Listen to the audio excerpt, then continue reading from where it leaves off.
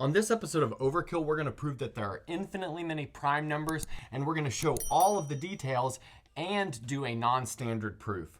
We're going to use the following three tools. So we'll show that every natural number has a unique factorization into primes.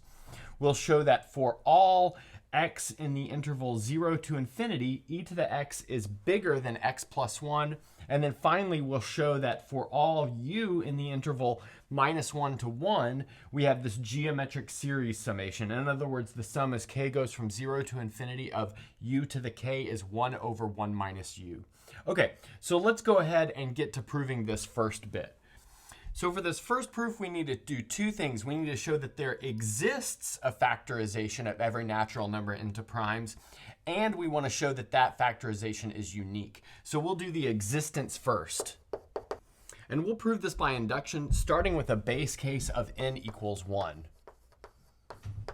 So notice that n equals 1 case is already done because n is factored into primes. It's just all of the exponents on those primes are 0. So in other words, it's factored into a product of 0 primes.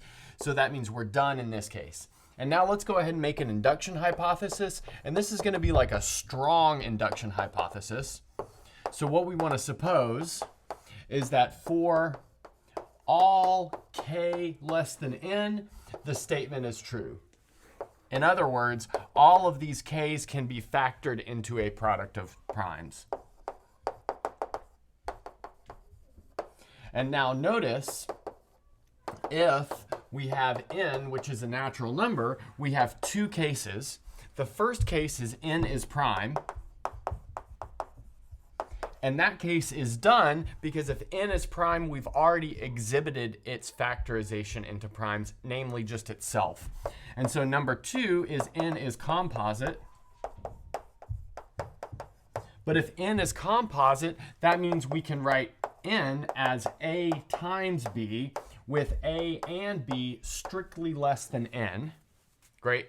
But now we can apply the induction hypothesis to both a and b because they're both less than n. And so that means we can write n as p1 to the r1 all the way up to pl to the rl.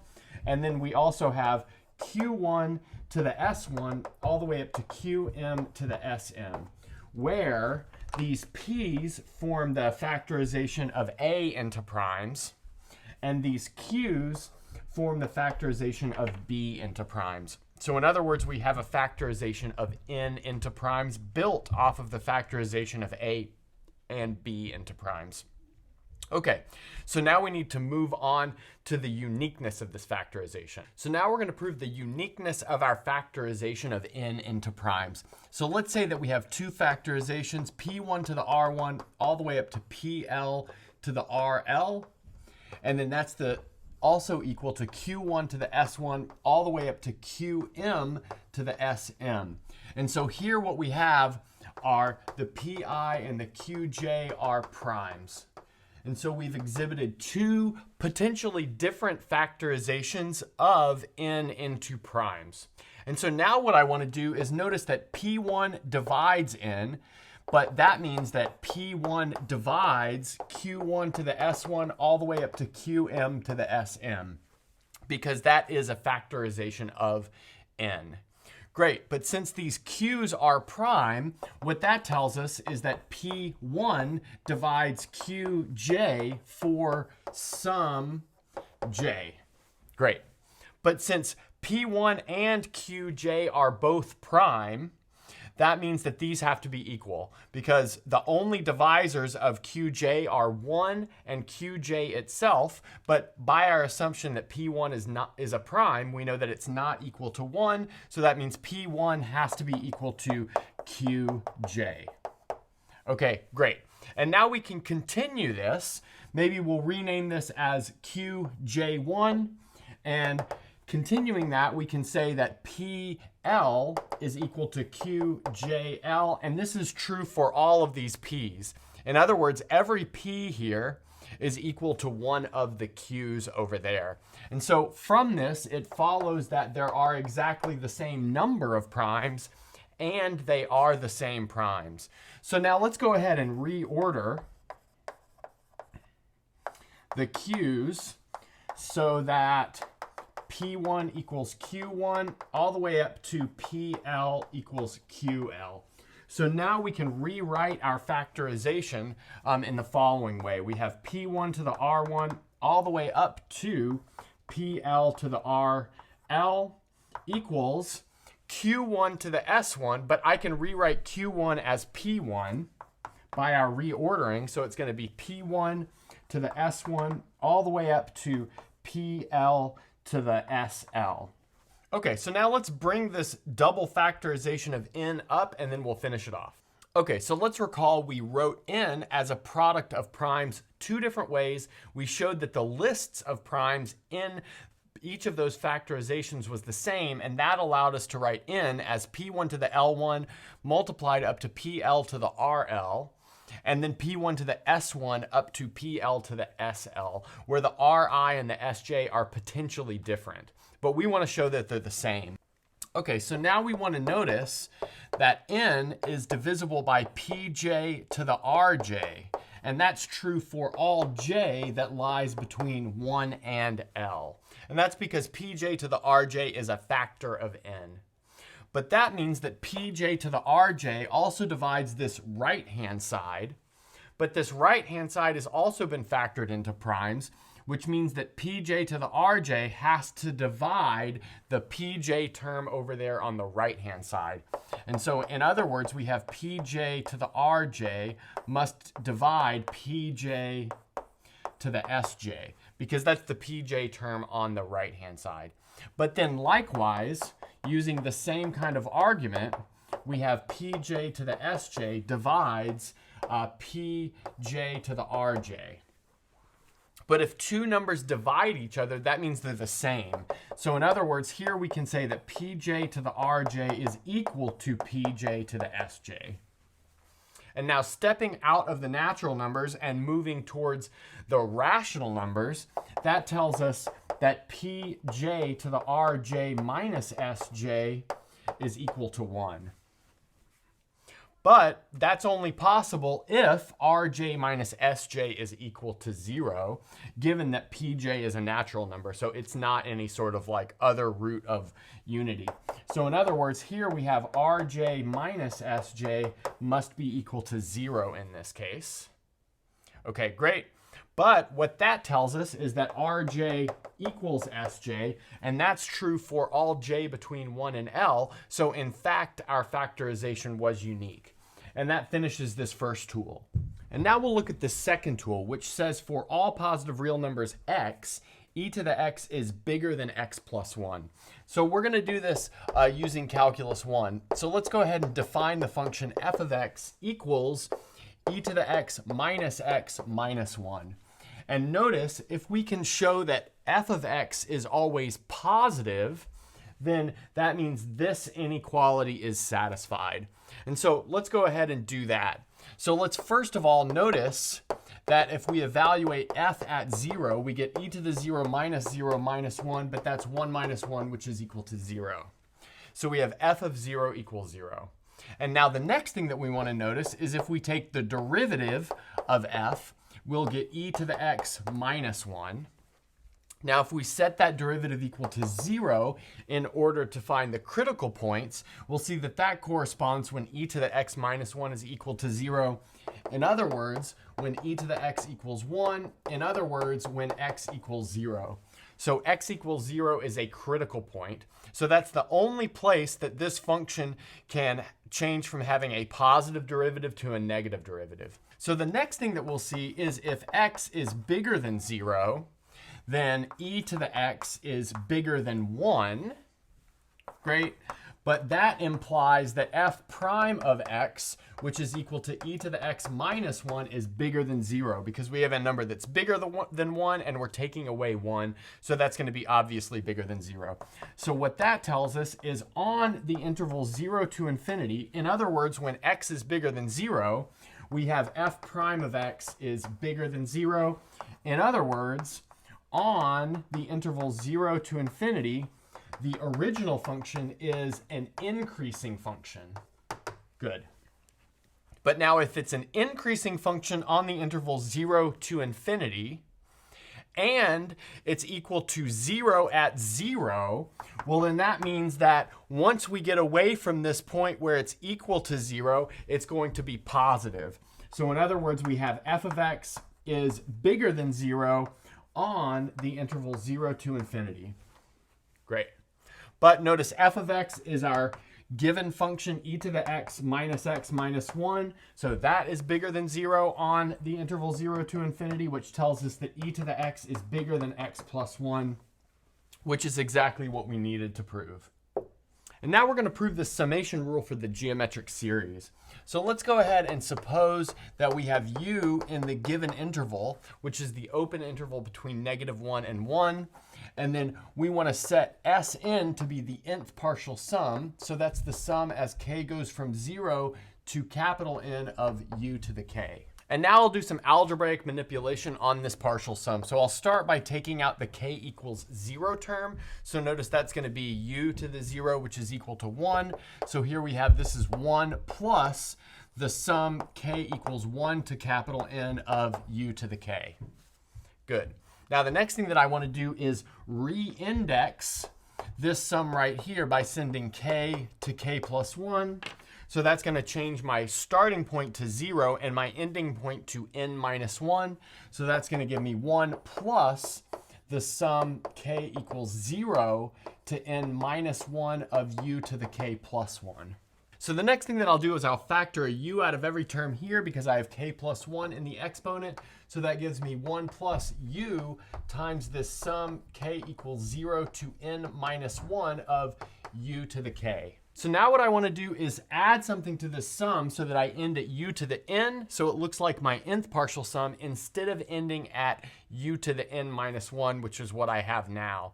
And so what I'll do is I'll group these two things together. Good.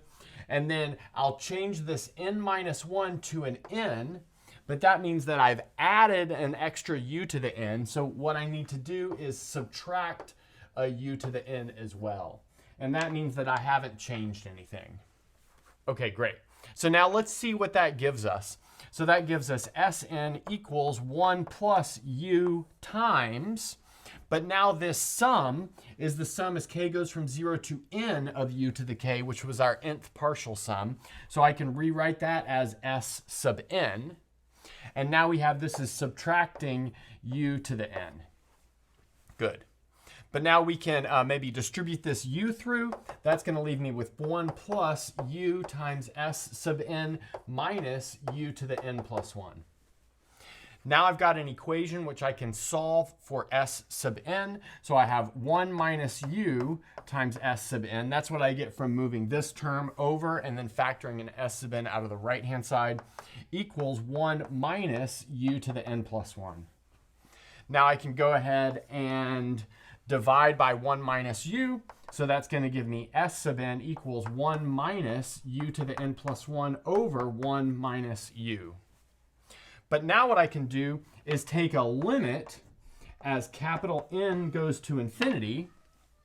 And notice if we take a limit as capital N goes to infinity, u to the n plus 1 is going to charge to 0 because it is on the open interval -1 to 1, which means this turns into 1 over 1 minus u. But also notice that the limit of the nth partial sum as n goes to infinity gives us this left-hand side of the equation. Okay, so now we've established this. And now we're ready to move on to the proof of our main result. And that's that there are infinitely many prime numbers. And we're going to do this by way of contradiction. And we'll begin by supposing there are not infinitely many primes. In other words, there are only finitely many primes. And let's give them a name, P1 up to Pn. So those are all the prime numbers in that list. Now the next thing that I want to do is look at a product formed from those prime numbers.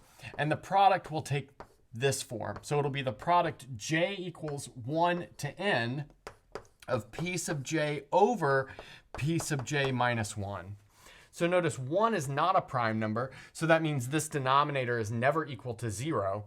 So what we're doing is taking the finite product of rational numbers, but the finite product of rational numbers is also a rational number, which I'll call a. So next, I'll multiply the numerator and the denominator of this term by 1 over p sub j, and that's going to give me a new product, which is the product j equals 1 to n of 1 over 1 minus 1 over pj. Okay, great. So now the next thing that I want to do is notice that each term from this product looks like the right-hand side of this geometric series. So I'll expand it as a geometric series in the left.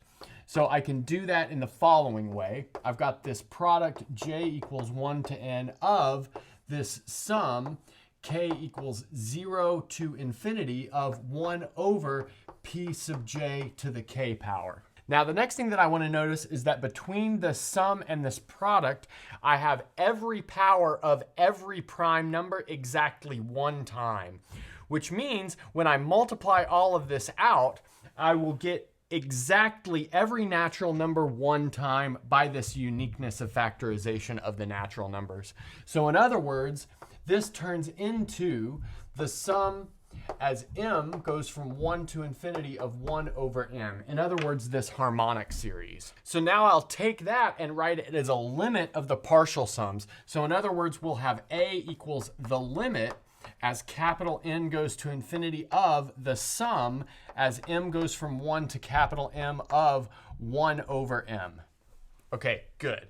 So that's my rational number a, which we argued that this rational number a exists and is finite because there are only finitely many primes. So now I'm going to do a trick. I'm going to take this a and I'm going to write it as the natural log of e to the a. So that's clearly allowed because the natural log and the natural exponent are inverse functions of each other. Now what I want to do is rewrite this as the natural log of e to this limit as n goes to infinity of this sum, m goes from 1 to capital N of 1 over m. Okay, good. Now we're going to use the fact that exponentiation is a continuous function to bring this limit outside of the exponent. So now we can write this as the natural log, and then we have the limit as capital N goes to infinity of e to this sum as m goes from 1 to capital N of 1 over m. Great. Now we'll use exponent rules to change that sum in the exponent to a product outside of the exponent. So we have this is equal to the natural log, and then we still have this limit as n goes to infinity. And then we have e to the 1 times e to the half all the way up to e to the 1 over n. Okay, good. Now what we want to do is apply this inequality right here to every term from this product. So notice that gives us something that is less than this natural log of the limit as capital N goes to infinity. And we're going to replace e to the 1 with 1 plus 1, e to the half with 1 plus half, and so on and so forth. So we have 1 plus 1, 1 plus half, 1 plus third, all the way up to 1 plus 1 over n. Great. And again, I just used this inequality over here that we proved earlier. Okay, so now what I want to do is notice that I can add all of these up. This adds up to 2 over 1. This adds up to 3 over 2. This adds up to 4 over 3. Finally, this one adds up to n plus 1 over n. You might be interested to know what the one right before it adds up to, and that will be n over n minus 1. But now we can see some cancellation structure in this product. Notice this 2 will cancel this 2. This 3 cancels this 3. The 4 cancels a 4 that comes next. Finally, the n minus 1 cancels with an n minus 1 that came previously. And then an n cancels with this n. But now that's going to be equal to the natural log. And then we have the limit as capital N goes to infinity. And notice what's left after all that cancellation is just capital N plus 1. Good. And then finally what we can do is take the limit out of this natural log. That's going to give us this limit as capital N goes to infinity of the natural log of n plus 1. But the limit of the natural log as the argument tends to infinity is equal to infinity. But then by this long calculation here, which starts with a, has an inequality in the middle and ends with infinity, shows us that a is infinite. And so that's a contradiction. We have both that A is finite right here and A is infinite right here. So we are contradicting the fact that there are finitely many primes. So that means there must be infinitely many primes. Okay, that's a good place to stop.